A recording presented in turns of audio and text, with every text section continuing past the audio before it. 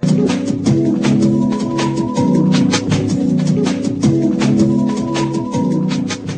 to Darshan America, folks. We come to you from Washington, D.C. My name is Ramesh And I'm Aastha Verma.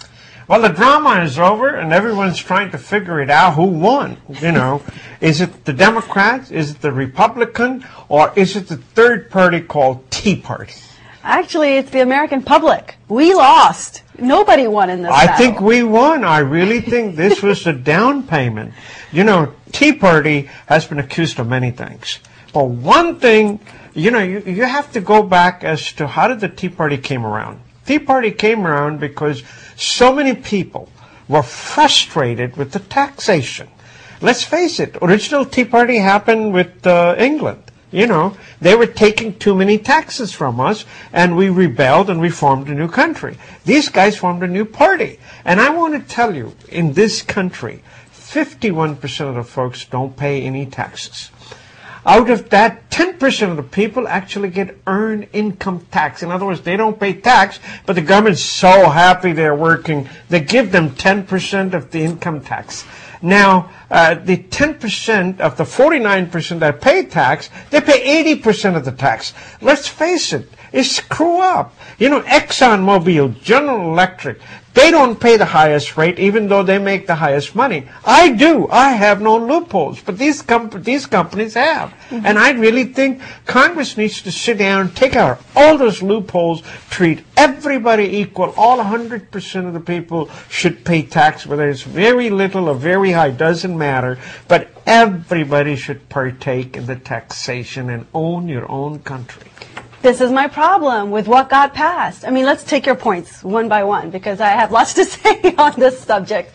You're right. I will agree with you that there are still a lot of corporate loopholes, and that's a source of frustration for the American public. I mean, we've seen oil companies make record profits this year after having terrible accidents like the BP oil spill, and yet we haven't closed the loopholes for those companies to add to our taxes, right? That didn't get taken care of in this bill. Secondly, we do tend to somehow favor corporate success over personal success, which is what you're describing, right? You as a successful businessman are far more liable for taxes than, let's say, if you were the head of GE, which is just wrong, right? I mean, I think there's lots there to be taken care of. Now, as far as the Tea Party is concerned, the Tea Party, I mean, yes, we can go back and look and say they're after the fiscal responsible role of government. But the problem is they have had a meandering path. They've gone into the religious circuit, come back out of the religious circuit. What we learned from the Tea Party is this. They have a valid viewpoint, and there is certainly angst in the country that they embody as far as the Tea Party is concerned. On the other hand, they did not help this particular debt deal. In fact, they were a thorn in the side. They added to the gridlock, and by forming a faction of the Republican Party, they made the Republican Party also dysfunctional. So now you had a stalemate, which, let's face it, we are down to the wire when this deal got done, and nobody's happy with this deal. Why? Because we essentially punted everything down the road. All the major decisions got punted. None of the loopholes got closed. We didn't add revenues. Yes, we did make a dent into our debt. And yes, we did raise a debt ceiling, which gets us out of the immediate crisis. But to me, President Obama did himself no favors. All he did was make this an election issue in 2012 to let the American public decide which way they want to go. To me, that's not the kind of leadership I was hoping from him. And unfortunately, you didn't see it from Eric Cantor, you didn't see it from John Boehner, and the most surprising thing to me is all of these 2012 candidates, the ones who've made a name for themselves. You've got Tim Pawlenty, you've got Mitt Romney. All of these guys are hanging back. They're not chiming in strongly one way or the other. You did finally get a statement from Mitt Romney. You finally got one from John Huntsman. The only person actually who stood up and said, no, I will not support this, I will credit her for being strong about it, is Michelle Bachmann, even though I'm not a fan. Well, you know, what you were saying is actually a completely different path. Let's take it what got passed. It would not have been passed if the Tea Party was not there to hold Republican and Democratic Party feet on fire. That's what I really think so. And they didn't even vote for the bill. You know, seriously. This is my problem. They just added noise to the equation. In my opinion, all they did was make this debt deal take much longer to get through than it would have otherwise taken. No, I really think that they were the triumph party. That's what the New York Times says. That's what Wall Street Journal says. That's what everybody's saying. It was a Tea Party. But you know what? Now we are going to look forward to the changes in the tax code. That is coming next, and I really like that. One of the senators says it may bring in as much as $6 trillion if it is done right. For eons now, Americans want a third party. Well, they now have the third party, and it is from Democrat side as well as from Republican side. These are the people who actually pay taxes. Look at this. 51% of the people, that's a majority, right?